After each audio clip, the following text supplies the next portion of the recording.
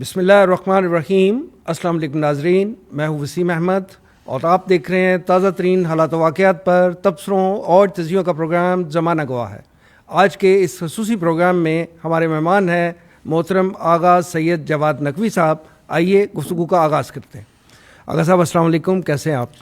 خیریت سے ہیں؟ وعلیکم السلام ورحمۃ اللہ۔ ہم ڈائریکٹلی موضوع پہ آتے ہیں۔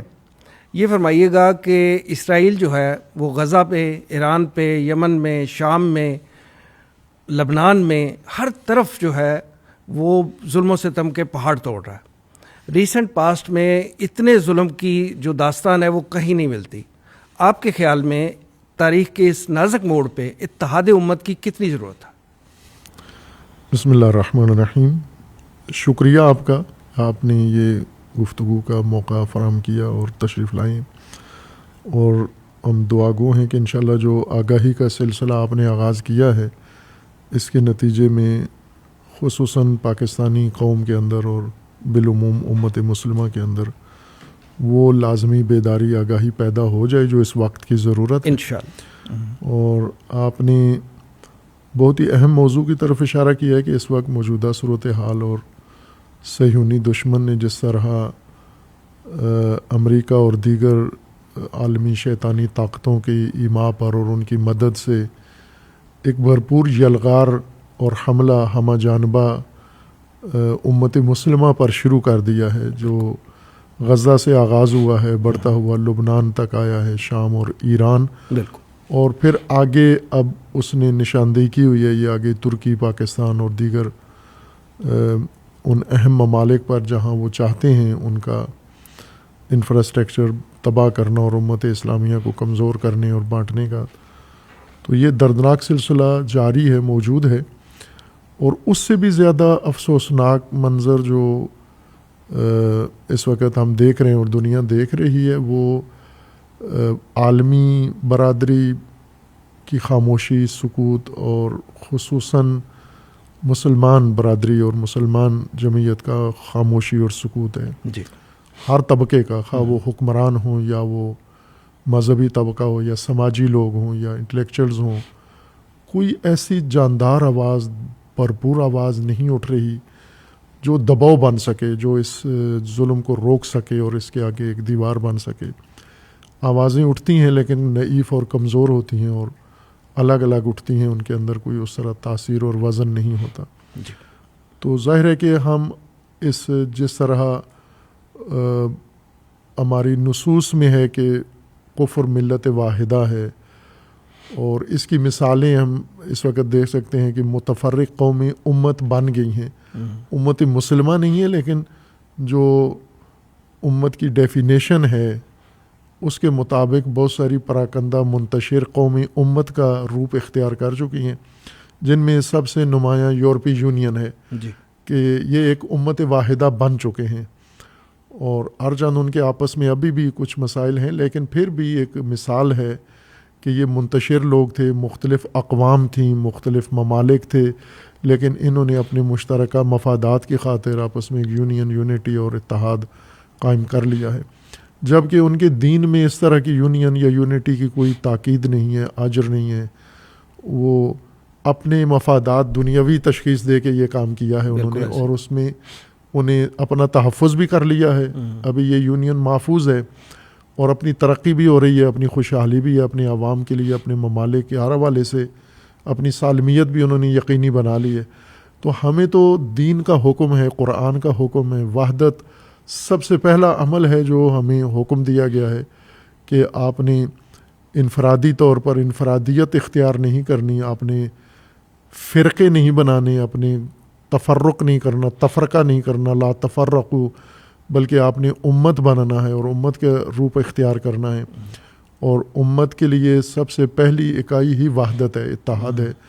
تو اگر یہ حالات نہ ہوں، برفرض ہم یہ فرض کر لیں کہ مسلمان اس وقت بہترین حالت میں ہوتے، مرفہ ہوتے، ہر ملک سالم ہوتا اور خوشحالی ہوتی، نہ غزہ کا المیہ ہوتا، نہ لبنان پہ حملہ ہوتا، نہ یمن شام پہ ہوتا، نہ ایران پر، ہر ملک محفوظ ہوتا، تو بھی ہمیں اتحاد کی ضرورت تھی۔ اور اس وقت جو صورتحال ہے اس میں تو اس پر مزید تاکید ہو جاتی ہے اور سب سے بڑا اہم واجب یہ بن جاتا ہے امت کا اور امت کے مختلف طبقات کا کہ وہ اس ساری یلغار کے مقابلے میں اتحاد پیدا کریں، چونکہ یہ قرآن کا حکم ہے، یہ رسول اللہ صلی اللہ علیہ وآلہ وسلم کی سیرت ہے۔ حضور جب مدینہ تشریف لے جائے تو سب سے پہلے اس متفرق قوم کے اندر اتحاد و اخوت قائم کی، جس کو قرآن نے ایک بڑی نعمت قرار دیا ہے۔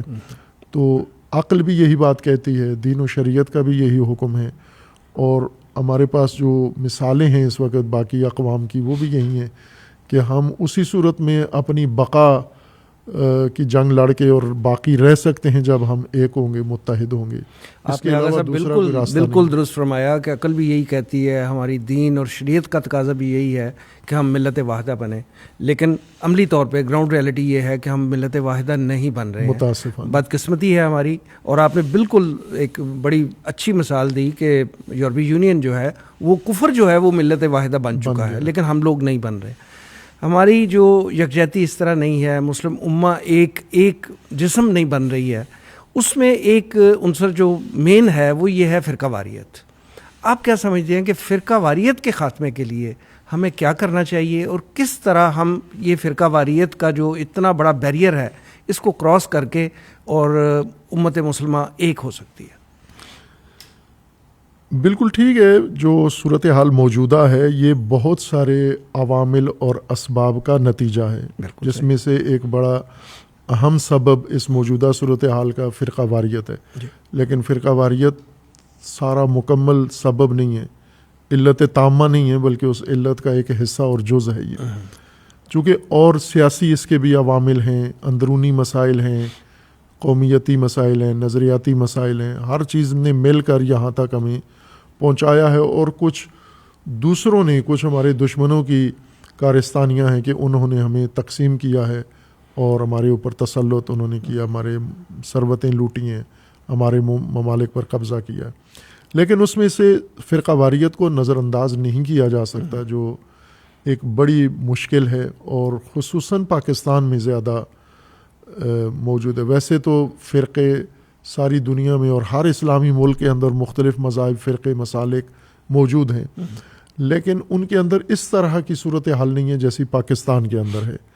پاکستان میں یہ آگ، یہ فتنہ زیادہ بھڑکایا گیا ہے، اور جب تک ہم اس آگ کو نہیں بجھائیں گے اور فرقہ واریت کے اس دلدل سے باہر نہیں آئیں گے تو سارے فرقے بھی ختم ہو جائیں گے۔ چونکہ دشمن آج آپ نے دیکھ لیا ہے کہ لبنان کے شیعہ کو اس نے ہدف قرار دیا ہے، غزہ کے سنی کو بھی اس نے مارا ہے، شام کے سنی کو بھی مارا ہے، شام کے علوی کو بھی مارا ہے، ایران کے شیعہ کو بھی مارا ہے، اور ہر ملک وہ نہیں دیکھ رہا، شناختی کارڈ نہیں دیکھتا کہ یہ کس فرقے سے تعلق رکھتا ہے اور کسی فرقے کو ساتھ ملائے، کسی کو ختم کرے، یکساں طور پر سب کو ختم کر رہا ہے۔ تو یہ شعور ہمارے اندر بھی آنا چاہیے کہ جب دشمن ہمارا یہ تفریق نہیں کر رہا تو ہم آپس میں فرقے بن کر تو فرقے کا بھی دفاع نہیں کر سکتے۔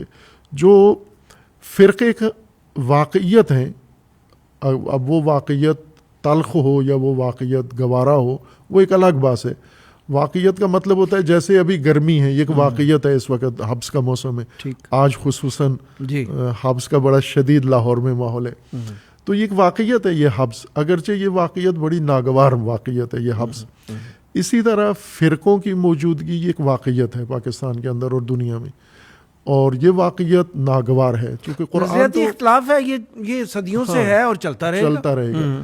اب فرقہ بندی تو کر لیا آپ نے، لیکن آداب بھی ہونے چاہیے، اس کے آداب فرقہ بندی بھی سیکھنے چاہیے، یعنی اس بیس پہ قتل و غارت تو نہیں نا باہمی ہونی چاہیے، اس سے تو ایک دوسرے کے دشمن نہ ہو جائیں، جو کام دشمن کر رہے وہ آپ خود کرنا شروع کر دیں۔ تو ایک تو ہمیں اس شعور کی ضرورت ہے، اس آگاہی کی ضرورت ہے کہ بے شک فرقے ہیں اور فرقے رہیں گے، ان فرقوں کی حد بندی کے اندر ہر فرقہ اپنی حد کے اندر کچھ مسائل کو رکھے، سارا فرقہ اپنے فرقے کا اندرونی ڈھانچہ اٹھا کے باہر نہ پیش کرے۔ مثلا میں ایک مثال دیتا ہوں، ہم سب نے کپڑے پہنے ہوئے، لباس پہنے ہوئے ہیں، تو ہمارا جسم ہے، اس جسم کی مختلف خصوصیات ہیں، تو ہم ڈھانپتے ہیں، اپنا جسم ڈھانپتے ہیں، اور ہمیں شریعت کا بھی حکم ہے کہ لباس کے ذریعے اپنا جسم ڈھانپ کے رکھو. اور قرآن نے میاں بیوی کو بھی کہا ہے کہ یہ بھی ایک دوسرے کا لباس ہے، یعنی ڈھانپ کے رکھو. فیملی بھی ایک ایسی چیز ہوتی ہے کہ جس کو آپ نے کھلا نہیں رکھنا لوگوں کے سامنے. جو کچھ جسم ہے سارا جسم نمایاں نہیں کرنا. اور خاندان جیسا ہے، ساری چیزیں خاندان کے لڑائی جھگڑے اونچ نیچ ساری آپ نے لوگوں کے سامنے بیان، ننگا نہیں کرنا اپنے آپ کو. تو فرقے بھی سمجھو ایک جسم کی طرح یا ایک خاندان کی طرح ہیں. ان کے اندر ہر چیز دکھانے کی نہیں ہوتی. ان کو لباس پہننا چاہیے، فرقوں کو ننگے فرقے نہ ہوں. کوشش کریں اپنی حجاب کریں، کچھ مسائل اپنے اندر ہی رکھیں. فرقے کے لوگ فرقوں کے ساتھ بات کریں. لیکن جب آپ باہر آتے ہو، گلی میں آتے ہو، سوسائٹی میں آتے ہو، تو لباس پہن کے ہو تاکہ آپ مہذب لگو، موقر لگو، اور تہذیب آپ کے اندر ہو.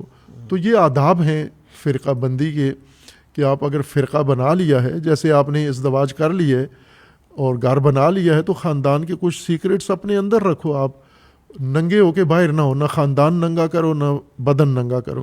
تو اسی طرح اپنا مسلک بھی ننگا نہ کرو. آپ ہر چیز آج میڈیا پہ ڈال دینا اور اس کے ذریعے بڑاس نکالنا اور اس کے لیے اشتعال انگیزی کرنا یا اس میں مقدسات پہ حملے کرنا، ٹھیک ہے، آپ نہیں اگر مانتے نہ مانے، آپ کا اختیار ہے. یہ تو قرآن نے بھی فرما دیا ہے کہ دین میں کوئی اکراہ نہیں ہے، اور کسی فرقے کے اعتقاد کسی دوسرے فرقے پہ ٹھونسنا ٹھیک نہیں ہے. لیکن یہ بھی تو ٹھیک نہیں ہے کہ اگر آپ کسی فرقے سے اتفاق نہیں رکھتے تو اس پہ حملے بھی نہ کرو آپ. اور اپنے فرقے کے اندر کوئی کمزوریاں ہیں تو ان کو بھی باہر نہ نکالو. آپ لباس پہنو. تو یہ ایک ادب ہے فرقہ بندی کا کہ لباس پہنو. اور حیا، جس طرح ہم جسم ڈھانپتے ہیں نا، تو یہ ایک حیا کی علامت ہے. وہ خاندان جو اپنے اندرونی مسائل باہر نہیں آنے دیتا، تو یہ ایک حیا کی علامت ہے. تو فرقے بھی حیا سیکھیں. شرم فرقوں کی یہ ہے کہ لباس پہن کے رکھیں اور اپنے مسائل اپنے اندر رکھیں. باہر ایسا شخصیت، فرقہ اپنی شخصیت بنا کے باہر آئے، سوسائٹی میں آئے کہ سب کا یہ مورد احترام ہو، قابل تحمل ہو، قابل برداشت ہو. پھر ہم اس آگ کو بجھا سکتے ہیں. اور یہ رویہ ہمیں سیکھنا پڑے گا. یعنی ہر فرقہ اپنے پیروکاروں کو یہ تربیت کرے، اس کو آداب فرقہ بندی سکھائے کہ فرقے میں حیا بھی ہے، فرقے میں شرم بھی ہے، فرقے میں نرم نہیں ہے، ننگا نہیں ہونا. ہم نے جس طرح گھر میں حیا رکھی ہوئی ہے جسم میں، فرقے میں بھی یہ حیا ہم نے اختیار کرنی، قائم رکھنی ہے. اگر صاحب، آپ بانی تنظیم اسلامی ڈاکٹر اسرار احمد رحمہ اللہ کے افکار و نظریات سے واقف ہیں. وہ اکثر فرمایا کرتے تھے کہ انہوں نے دورہ ایران بھی کیا اور اس کے بعد انہوں نے شیعہ سنی مفاہمت کی ضرورت اور اہمیت پہ اپنی کتاب بھی لکھی. اور وہ یہ فرمایا کرتے تھے کہ اگر اسلامک ورلڈ میں پاکستان، ایران اور افغانستان، وہ کہتے تھے PIA، یعنی یہ اتحاد اگر وجود میں آ جائے تو یہ دشمن کے لیے ایک بہت بڑی ڈھال ہوگا اور یہ مسلم امہ کی ایک سمجھ لے کہ انیشل ایک سٹیپ ہوگا. تو یہ اس دور میں بھی ڈاکٹر صاحب کو اللہ کے پاس پہنچے ہوئے 15 سال سے زیادہ ٹائم ہو گیا، اور ڈاکٹر صاحب اس سے پہلے یہ کہا کرتے تھے. تو اب جتنا وقت گزر گیا ہے، جو حالات و واقعات چینج ہو گئے ہیں، آپ کیا سمجھتے ہیں کہ اس وقت اس دور حاضر کی ضرورت ہے یہ اتحاد، اور کیا آگے چل کے یہ اتحاد جو ہے وہ کہیں قائم ہو سکتا ہے کسی لیول پہ؟ ڈاکٹر صاحب خدا رحمت فرمائے، وہ ان کا ایک بڑا کردار ہے پاکستان کے اندر، بڑی نمایاں برجستہ شخصیت ہیں. انہوں نے فکری طور پر بھی بہت خدمت انجام دی ہے قرآن کے حوالے سے اور امت کے حوالے سے، اور خصوصاً جو پاکستان کے اندر دینی نظام کے قیام کے لیے، اقامت دین کے لیے جو انہوں نے راستہ اور میتھڈ دکھایا ہے لوگوں کو نا، وہ بہت ہی ایک بابصیرت انسان تھے اور انہوں نے یہ کردار ادا کیا ہے. اور اسی وجہ سے مختلف طبقات ان کا احترام بھی کرتے ہیں، ہم بھی ان کا احترام کرتے ہیں. ظاہر ہے ان کی بہت ساری باتوں سے اختلاف ہو سکتا ہے، اور اس اختلاف کے باوجود احترام ان کا، اختلاف کی گنجائش بالکل ہونا چاہیے. تو انہوں نے جو کچھ کہا تھا، آج اس کو ہم دیکھ رہے ہیں میڈیا پر بھی اور باقی جگہوں پر بھی، تو گویا قبل از وقت ان کی پیش گوئیاں تھیں بہت ساری کہ اگر مسلمانوں نے یہ کیا تو یہ ہوگا، اسرائیل ایسے آ جائے گا، عربوں کا یہ حال ہوگا. تو وہ سب کچھ ہو گریٹر رہا ہے. اسرائیل کے قیام کی بات ڈاکٹر صاحب نے جس دور میں کی تھی اس وقت تو بڑا ایک عجیب سی بات سمجھی جاتی تھی. بہت سارے لوگ مانتے ہیں کہ انہوں نے وقت سے پہلے یہ حالات دیکھ کر انہوں نے یہ بتا دیا تھا.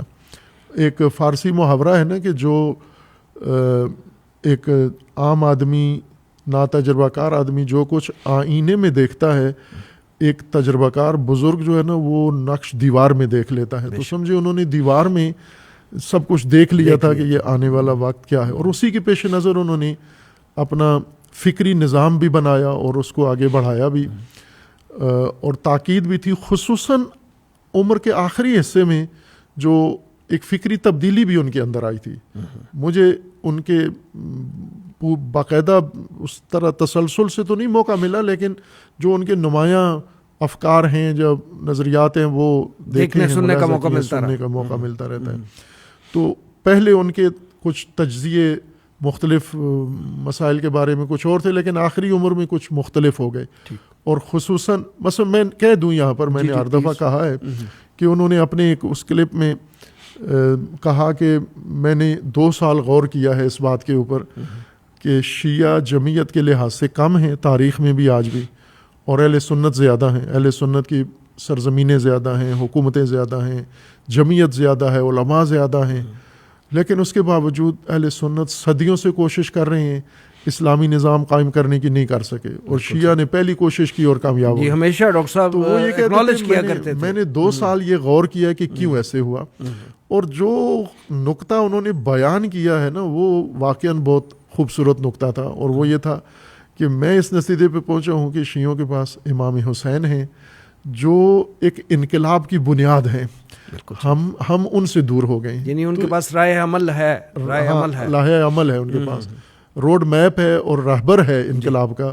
ہمارے پاس وہ ماڈل نہیں ہے, اس لیے ہم صدیوں سے. تو انہوں نے اس میں کہا بھی کہ ممکن ہے آپ کو ناگوار گزر رہا ہو, اپنے مخاطبین کو کہا, لیکن میں 2 سال حق بات ہے, وہ حق بات ہے, اس کا اظہار کیا کرتے تھے, وہ کھلے عام کیا کرتے تھے. اور اسی طرح اتحاد ان کا منشور تھا, وحدت ان کا منشور تھا, اور ظاہر ہے کہ مفکر تھے وہ, اور ایک لیڈرشپ کی سطح کے شخصیت تھے. تو انہوں نے اسی سطح پہ جو رہنمائی کی ہے, میں سمجھتا ہوں کہ خود ان کی تنظیم یا ان کے پیروکار بھی انہی کو فالو کریں. یہ بہت اہم بات ہے. اگر علامہ اقبال کے پیروکار علامہ اقبال کو فالو کریں, ان کے لائن کو, ان کے ٹریک پر رہیں, اور اسی طرح مولانا مودودی کے پیروکار مولانا مودودی کے ٹریک پہ چلیں, ڈاکٹر اسرار صاحب کے پیروکار ان پر چلیں, امام خمینی کے پیروکار امام خمینی پر چلیں, تو یہ چاروں ایک سٹیشن پہ آپس میں مل جاتے ہیں انشاءاللہ. چونکہ یہ اس روایتی سوچ سے ہٹ کے ہیں یہ لوگ. بالکل ٹھیک. یہ سسٹم کی بات کرتے ہیں, نظام کی بات کرتے ہیں, تبدیلی کی بات کرتے ہیں, اتحاد کی بات کرتے ہیں. تو ان کی بنیادی سوچ کا سٹرکچر ایک ہے. اب آگے ٹھیک ہے فرقے الگ الگ ہیں ان کے, لیکن جو بنیادی سوچ ایک ہے, تو اتحاد سب کا مشترکہ منشور ہے. تو یہ ہو سکتا ہے, بالکل عملی ہو سکتا ہے, اگر ہم فرقے اور فرقے نما جو چیزیں اور بنی ہوئی ہیں ان کے قید سے, ان کی زنجیر سے تھوڑا سا اپنے آپ کو آزاد کریں. اگر صاحب یہ بتائیں کہ اس وقت جو دنیا کے حالات چل رہے ہیں اس میں ہم دیکھتے ہیں کہ امریکہ, اسرائیل اور بھارت جو ہے ایک ٹرائکا بنا ہوا ہے, اور یہ ٹرائکا جو ہے پاکستان کے حوالے سے جو خطرہ ہے پاکستان کو, وہ پاکستان کے ایٹامک پروگرام جو ہے وہ ان کا ٹارگٹ ہے, اور وہ ان کو بہت زیادہ چپتا ہے, بہت زیادہ کھلتا ہے, اور ہر وقت اس کے خاتمے کے لیے کوششیں ان کی جاری رہتی ہیں. یہی وجہ ہے کہ ہم دیکھتے ہیں کہ پاکستان کا مشرقی بارڈر بھی اور مغربی بارڈر بھی ان تینوں ممالک کی جو ہیں سرگرمیاں ان کی وجہ سے محفوظ نہیں ہے, اور پاکستان کی سالمیت جو ہے وہ ہمیشہ خطرے میں رہتی ہے. اور آج کل کے دور میں جیسے ابھی ایران کے حملہ ہوا اور جب اس کو منہ کی کھانی پڑی ہے, تو اگر خدا نہ خواستہ وہ ایران کے ساتھ بھی وہی جیسے وہ سوچ کے آئے تھے کہ ہم غزہ سمجھ کے آئے تھے کہ اگر وہ ایسی سچویشن ہوتی تو اگلا ٹارگٹ یقینی طور پہ پاکستان تھا. ٹارگٹ تو ابھی بھی ہے ان کا, لیکن ان کا وہ اب سوچ جو ہے وہ بدلی ہے, وہ معاملہ ڈیلے ہو گیا ہے, اب وہ سوچ میں پڑ گئے ہیں کہ اب کیا کیا جائے. تو پاکستان کی سالمیت جو ہے وہ ہمیشہ خطرے میں ہے. آپ کیا سمجھتے ہیں کہ پاکستان کی سالمیت کو یہ جو خطرات ہیں اس سے کیسے ہم سیو ہو سکتے ہیں, کیسے اس کا بچاؤ کیسے ممکن؟ یہ بھی بہت حساس اور اہم بنیاد ہے ہمارے لیے. جس طرح دین ہمارے لیے بڑا تقدس ہے اور اہمیت ہے، اساسیت ہے، تو دین ہی ہمیں وطن اور سرزمین، خصوصاً اسلامی سرزمین کا حکم بھی دیتا ہے، اس کی سالمیت، اس کی بقا اور اس کی حفاظت کا حکم دیتا ہے، اور اس کو جہاد کہا گیا، اور اس راہ میں قربانی کو شہادت کہا گیا، اور بڑا عظیم درجہ ہے اس کا. تو یہ تو مسلم ہے، لیکن ہمیں یہ دیکھنا ہے کہ پاکستان کی سالمیت کو خطرہ جن اسباب یا جن وجوہات سے ہے ان کی نشاندہی کی جائے. اندرونی ہے، ایک تو بڑی وجوہات پاکستان کی سالمیت اندر سے مشکلات ہیں، جیسے ہم دیکھ رہے ہیں دہشت گردی ہے، فرقہ واریت ہے، یا بلوچستان جیسی صورتحال ہے، ایک قوم پرستی ہے، یا اس طرح کے عوامل ہیں. اور پھر اسی طرح دہشت گردی کی مختلف قسمیں ہیں. ہم نے ابھی فقط دہشت گردی، انسانیت کشی والی دہشت گردی کو دہشت گردی سمجھا ہوا ہے، لیکن معاشی طور پر کسی ملک کو برباد کرنا بھی دہشت گردی کے زمرے میں آتا ہے. عالمی قوانین ہیں کہ دہشت گردی ہے، یہ بھی فساد فی الارض ہی کے زمرے میں آتا ہے. اور اسی طرح اخلاقی طور پر اگر کسی ملک کے اندر یہ یلغار کی جائے تو وہ بھی دہشت گردی ہے. اور ایک ہمہ جانبہ دہشت گردی پاکستان کے اندر ہے. دہشت گردی کو تقویت ملتی ہے فرقہ واریت سے، اس کو دودھ ملتا ہے، اس کو خوراک ملتی ہے، اس کو تقویت ہوتی ہے. اور یہ وہ بہت سارے، اور پھر ایک بہت پاکستان کی سالمیت کا جو بڑا خطرہ ہے، ایک پاکستان کی طرز سیاست میں ہے. ہماری سیاست ہی ایک بہت بڑا پاکستان کی سالمیت کے لیے خطرہ ہے. چونکہ ڈاکٹر اسرار مرحوم وہ بھی یہی فرمایا کرتے تھے کہ یہ جو انتخابی سیاست ہے، تو جتنے فاسد ناباب لوگ ہیں وہ اس دروازے سے سارے اقتدار کی لالچ میں آ کے ایوانوں میں پہنچ جاتے ہیں، اور وہ خود ایک خطرہ بن جاتے ہیں. اقتدار کی خاطر وہ خیانت کرتے ہیں، وہ مل جاتے ہیں، وہ اپنا ملک بیچتے ہیں، وہ اپنے مفادات. ظاہر آج جو معیشتی بحران ہے ہمارا، یہ ہماری کمزوریوں کی وجہ سے تو نہیں ہوا، یہ ہمارے ارباب اقتدار نے یہ ماحول فراہم کیا ہے اس کے لیے. تو ایک تو یہ بڑا سبب ہے پاکستان کی سالمیت کو، پاکستان کی سیاست سے، انداز سیاست سے بہت بڑا خطرہ ہے. اور پھر بیرونی دشمن اس سے فائدہ اٹھاتے ہیں. مودی نے حملہ کیا پاکستان کے اوپر، کیوں کیا؟ یہ بہت اہم ہے. میں نے اپنی گفتگو میں جگہ جگہ اس کی نشاندہی کی ہے کہ مودی کو پاکستان سے سگنل ملا تھا کہ جن لوگوں نے پاکستان کی سالمیت کو خطرے میں ڈالا، سیاسی، مذہبی، دہشت گرد، سب نے مل کے، میڈیا نے، انہوں نے اس کو یہ رزلٹ بھیجا، یہ پیغام بھیجا کہ پاکستان کی فوج اور عوام میں اعتماد ختم ہو چکا ہے، فوج کے اندر تقسیم ہو چکی ہے، سیاستدانوں کا فوج سے اعتماد اٹھ چکا ہے، پاکستان دفاع کی پوزیشن میں نہیں ہے، معیشت زیرو ہو چکی ہے، پیسہ نہیں ہے، دفاعی ساز و سامان نہیں. یہ سب سگنل پاکستان وہ اس ٹریپ میں آ گیا، وہ ٹریپ ہو گیا. اس نے اس کو یقین سمجھ لیا کہ ایسا ہی ہے، اور پھر اس نے حماقت کر دی اور حملہ کر دیا. اور پھر اس کو پتہ چلا کہ یہ غلط ہوا، ایسا نہیں تھا. پاکستان میں یہ سارے مسائل تھے، لیکن فوج کمزور نہیں تھی یا آمادگی تھی ان کے اندر، اور بر وقت انہوں نے ہوشیاری سے مقابلہ کر دیا. تو یہ جو اندرونی فیکٹر ہے یہ بہت اہم کردار ادا کرتے ہیں. ہم ایران میں بھی دیکھیں، اسرائیل نے پہلے دن اتنے زیادہ کمانڈر مار دیے، تو وہ سب اندرونی لوگوں نے، نفوذی جن کو ایران میں کہا جاتا ہے، جنہوں نے جاسوس گھسے ہوئے تھے، نیٹ ورک بنایا ہوا تھا. پوری فوجی قیادت جو ہے وہ جیسے پہلے حملے میں شہید ہوئی ہے، 1-1.5 گھنٹے میں سب ختم ہو گیا. 24 گھنٹے کے اندر اندر اسرائیل کو جو جوابی وار کیا گیا، یہ کمال تھا. اب یہ تو ان کی اندرونی طور پہ جو مستحکم تھے نا. لیکن یہ نقصان جو ہوا نا، یہ اندر گھسے ہوئے لوگ، سسٹم کے اندر بیٹھے ہوئے لوگوں کی وجہ سے ہوا. یہ نقصان وہ دشمن کے لیے کام کر رہے تھے. اگر صاحب آپ نے پاکستان میں یہ چیز پاکستان میں بھی ہے کہ پاکستان کے اندر سیاست میں مختلف طبقات اور مختلف جگہوں پر دشمن کے کارندے گھسے ہوئے بیٹھے ہوئے ہیں. یہ پاکستان کو خبر ہونی چاہیے کہ پاکستان سے بھی یہ خطرہ پاکستان کا ہے. اور پھر جو آپ نے اشارہ کیا کہ یہ نیٹ ورک جیسے مودی ہے، تو انہوں نے ایران سے پہلے پاکستان پہ حملہ کیا ہے. یہ تو اب اللہ نے بچایا، اور پاکستان کی افواج کی آمادگی تھی اور قوم کی، تو انہوں نے روک لیا. لیکن ایران پہ بعد میں اسرائیل نے حملہ کیا ہے.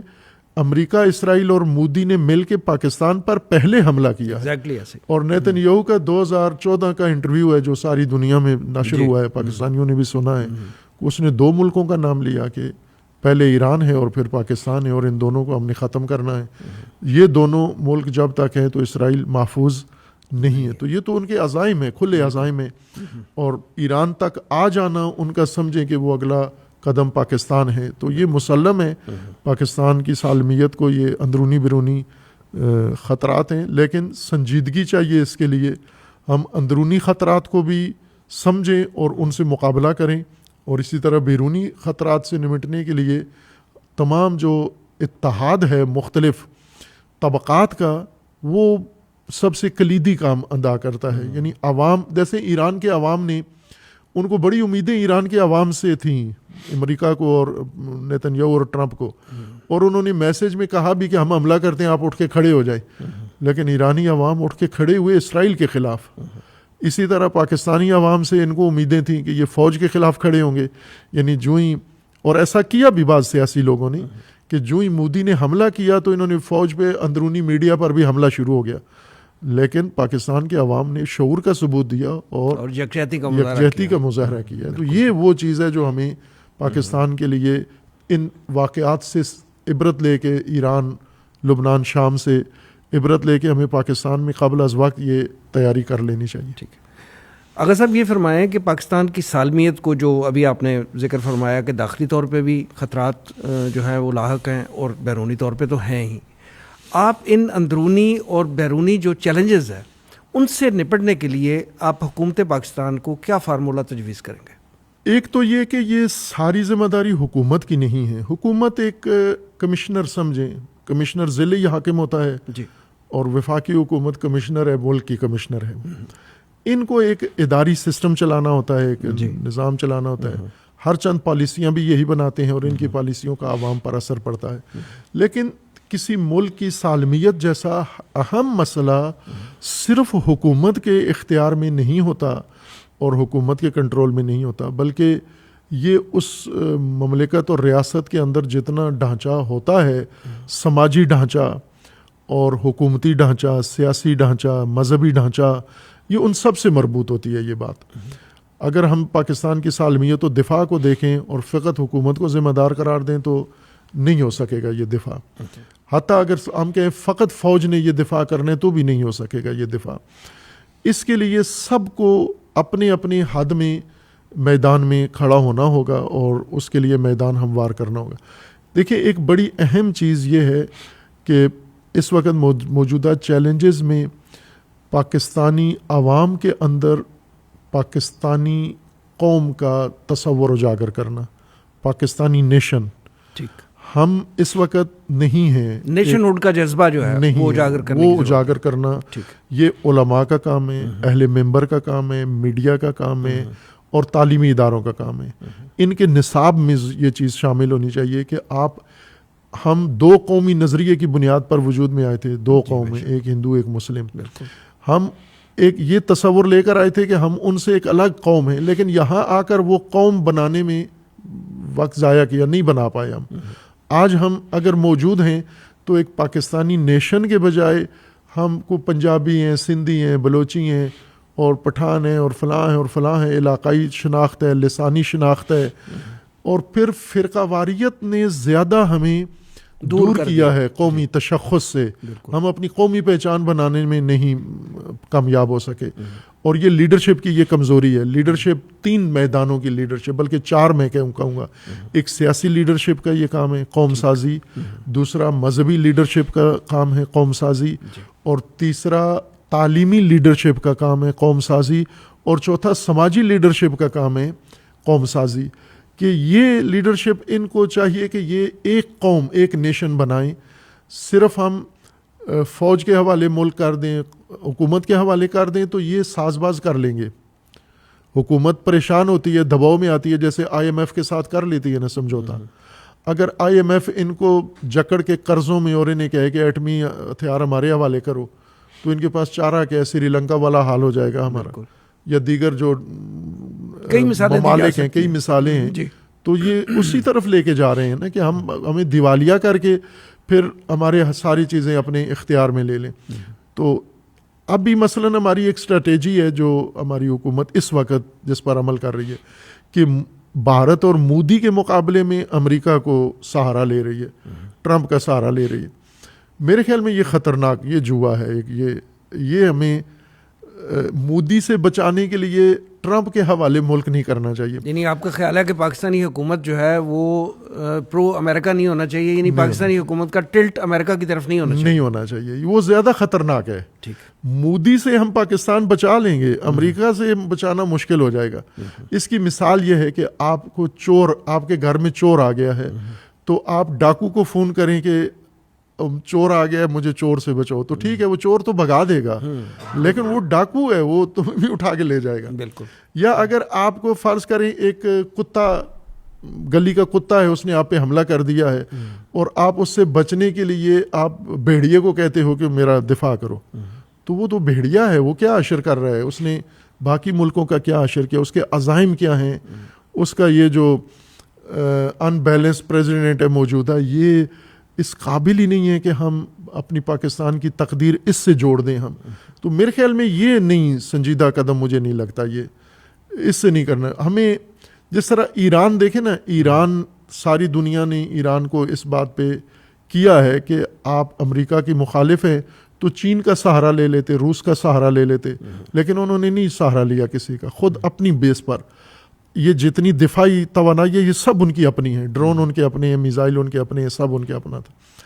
پاکستان تو ایران سے زیادہ مضبوط ملک ہے چونکہ پہلے سے جوہری طاقت ہے, اور باقی حوالوں سے جمعیت دیکھیں, ان کی 7-8 کروڑ جمعیت ہے, ہماری 25 کروڑ جمعیت ہے. تو ہماری تو فوج جتنی, آپ کے پاس بہترین جو ہے آرمی ہے, ہر چیز ہے, میزائل ٹیکنالوجی ہے بہترین, تو ہم مضبوط ہیں. ہم ایسے لوگوں کا سہارا لیں گے, ہم شکست کھائیں گے. یعنی یہ سالمیت کے لیے خود ایک چیلنج اور خطرہ بنے گا. ٹھیک ہے, یہ ایک ٹیکٹیک ہے آپ کی, دشمن کے مقابلے میں دشمن لا کے کھڑا کرنا, جنگی حکمت عملی ہے, لیکن اس کو اس سے آگے نہ لے کے جائیں, یہ بیانیہ سے آگے نہ لے کے جائیں اور پاکستان نہ حوالے کریں امریکہ کے, اور اس سے نتھی نہ کریں. چونکہ مودی سے ہم پاکستان بچا لیں گے انشاءاللہ, پہلے بچا بھی لیا اور پھر بھی بچائیں گے. یا بھارت میں کوئی بھی آتا ہے, بھارت میں اتنی طاقت نہیں ہے کہ پاکستان کو ختم کر سکے. جس طرح کی شکست سے فاش ابھی ملی ہے, وہ میرا نہیں خیال کہ آئندہ چند سال کوئی ایڈونچر کرنے کی کوشش کرے گا وہ. لیکن دوسری طرف ہے یہ, ان کے پاس ایسے اوزار ابزار ہیں کہ وہ یہ نقصان شدید ہمیں پہنچا سکتے ہیں. تو اگر ہمارے حکمران اقتدار کی خاطر یا اپنی کچھ مجبوریوں کی خاطر یہ ٹیکٹک وقتی ٹیمپریری اگر اختیار کریں تو ٹھیک ہے, یہ تو قابل قبول ہے, ایک سفارتی عمل ہے, لیکن اس کو اگر اسٹریٹجی بنائیں گے تو وہ خطا ہوگی وہ بہت زیادہ. تو ہمیں سالمیت کے لیے اپنے قدم پر, اپنے بھروسے پر کھڑا ہونا ہوگا, اللہ پر توکل کر کے اپنی کمزوریاں دور کریں. اس جنگ نے, مودی نے جو حملہ کیا تو ہماری بھی کمزوریاں بہت ساری سامنے آئی ہیں, تو وہ کمزوریاں ہم دور کریں, اپنا دفاع مضبوط کریں, اپنے عوام کو مزید اعتماد ملیں, عوامی مشکلات کو دور کریں. جن چیزوں سے عوام کو ناراض کیا جاتا ہے اور عوام کو حکومت سے مایوس کیا جاتا ہے, فوج سے, ان چیزوں کو کنٹرول کیا جائے. یہ سب سے اہم, سالمیت کے لیے بہت اہم مسئلہ یہ ہے کہ عوام کو بغاوت کی حد تک نہ جانے دیں. یہ بڑی اہم ذمہ داری, اور سب سے بڑھ کر میڈیا کا بڑا اہم رول ہے. پاکستان کا میڈیا بہت غیر سنجیدہ میڈیا ہے, دنیا میں شاید انڈیا کے بعد دوسرا غیر سنجیدہ میڈیا. چونکہ اس جنگ نے یہ بھی ثابت کر دیا کہ انڈیا میڈیا میں ہم سے زیادہ گئے گزرے ہیں, ہمارا میڈیا ان سے بہتر نکلا, لیکن پھر بھی جو ملکی سالمیت کا جو تقاضا ہے اس کے مطابق ہمارا میڈیا نہیں ہے. یعنی ہمارے تعلیمی ادارے ملکی سالمیت کو اپنا منشور بنائیں, ہمارے مذہبی طبقات ملکی سالمیت کو اپنا منشور بنائیں, ہمارے سیاستدانوں کا اقتدار نہیں سالمیت ترجیح ہونی چاہیے, اقتدار نہیں ہونا چاہیے. اور اسی طرح ہمارے میڈیا کا جو ہے وہ یہ ریڈ لائن ہونی چاہیے کہ ملکی سالمیت ان کو کراس نہ کرنے دیں, بلکہ ان کو اسی بنیاد پر اجازت ملنی چاہیے کہ وہ ملکی سالمیت کو مضبوط کریں گے اور اس کے لیے میدان بنائیں گے. تو یہ وہ سارے کام ہیں کرنے کے جو ہمیں مل کر کرنے چاہیے. ٹھیک. اگر صاحب پروگرام کے آخر میں تنظیم اسلامی نے یہ جو مہم شروع کی ہے اتحاد امت اور پاکستان کی سالمیت, اس حوالے سے آپ پاکستان کے عوام الناس کو کیا پیغام دیں گے؟ میں تو ایک طالب علم کی حیثیت رکھتا ہوں، پیغام تو رہنما اور قائدین دیتے ہیں، میں تو ایک خادم آپ کی اعلیٰ ظرفی ہے، لیکن طالب علم کی حیثیت سے آپ سے سیکھتے ہیں. گزارش ہی ہے ہماری کہ ایک تو پاکستانی عوام، چونکہ موضوع اتحاد و وحدت ہے اور ہم شروع سے ہی تاکید کر رہے ہیں، بلکہ ہم نے 2-3 چیزیں جو تشخیص دی ہیں بنیادی جن کی ضرورت ہے اور ہم نے اپنی توانائی زیادہ اسی میدان میں صرف کی ہے. ایک تو یہ ہے کہ بیداری پیدا کریں، لوگوں میں شعور پیدا کریں، سماجی شعور، انسانی شعور اور دینی شعور. یہ پہلا ہمارا ہدف ہے جس کے لیے ہم کوشش کر رہے ہیں. ہمارے تمام کام تقریباً اسی محور میں ہی ہوتے ہیں. دوسرا وحدت ہے، وحدت امت. یہ ہمارا اصلی منشور ہے، دین ہے ہمارا، اس پر ہمارا ایمان و اعتقاد ہے، اور ہم ہر مناسبت، ہر بہانے سے یہ کام کرتے رہیں اور کریں گے انشاءاللہ. اور ہماری پاکستان کے تمام طبقات سے، خصوصاً قائدین، بزرگان، علماء اور تنظیم احزاب، سب سے یہ درخواست ہے کہ وحدت کو اپنی ترجیحات میں رکھیں اور نمائشی باتیں نہ کریں فقط، عملی باتیں، یعنی عملی مظاہرہ کریں، کیمرے کے سامنے وحدت وحدت کریں لیکن اپنی مسجد میں جا کے پھر وحدت بھول جائیں، وہاں پھر لوگوں کو اشتعال دلائیں. ایسا نہ کریں.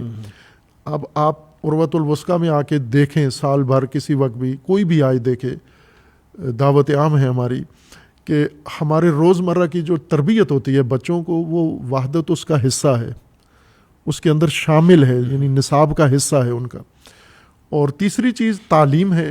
تعلیم وہ جو شعور دے، صرف تعلیم ڈگری والی نہیں بلکہ شعور والی تعلیم، چونکہ تعلیم کی قلت سے ہی سارے مسائل پیدا ہوتے ہیں. تو تعصبات کو دور کریں. جو چیزیں قرآن میں صراحت کے ساتھ نہی کی گئی ہے وہ تفرقہ ہے. تو تفرقہ ایک آگ ہے، تفرقہ ایک لعنت ہے، تفرقہ ایک بہت ہی افسوسناک بیماری ہے امت کی، جس سے قرآن بھی روک رہا ہے، رسول اللہ بھی. تو تفرقہ کر کے تو ہم کچھ بھی دین کی خدمت نہیں کر رہے. تفرقہ ختم کریں، فرقہ رکھیں اپنا، اس فرقے میں حیا کا لباس پہنائیں فرقے کو، بالکل ٹھیک، کہ ننگے نہ کریں، اپنے فرقے کو ننگا نہ کریں، اس کو کپڑے پہنائیں اور مہذب ہو کے، تاکہ ہم سب مل کر اس پاکستان میں اس کو بچائیں بھی، تعمیر بھی کریں، اور پھر اس پاکستان میں اپنی نسلوں کے لیے، آئندہ نسلوں کے لیے اس کو خوشحال بھی بنائیں اور اس کو پرامن بھی بنائیں انشاءاللہ. آغا سید جواد نقوی صاحب، ہمیں ٹائم دینے کا بہت بہت شکریہ، اور ہمارے اس پروگرام میں اپنے خیالات کے اظہار کا آپ کا بہت بہت شکریہ. ناظرین، یہ تھا آج کا پروگرام. آج کے لیے اتنا ہی. ہمارے تمام سوشل میڈیا پیجز پر اس پروگرام کا فیڈ بیک ضرور دیجیے گا، اور آغا صاحب کی جو بڑی ہی بہترین باتیں تھوڑے سے وقت میں انہوں نے فرمائی ہیں اس پہ ضرور غور کیجیے گا. آپ ہمیں ای میل بھی کر سکتے ہیں. ہمارا ایڈریس ہے media@tanzeem.org. اگلے پروگرام تک کے لیے وسیم احمد کو اجازت دیجیے. اللہ نے کے بعد.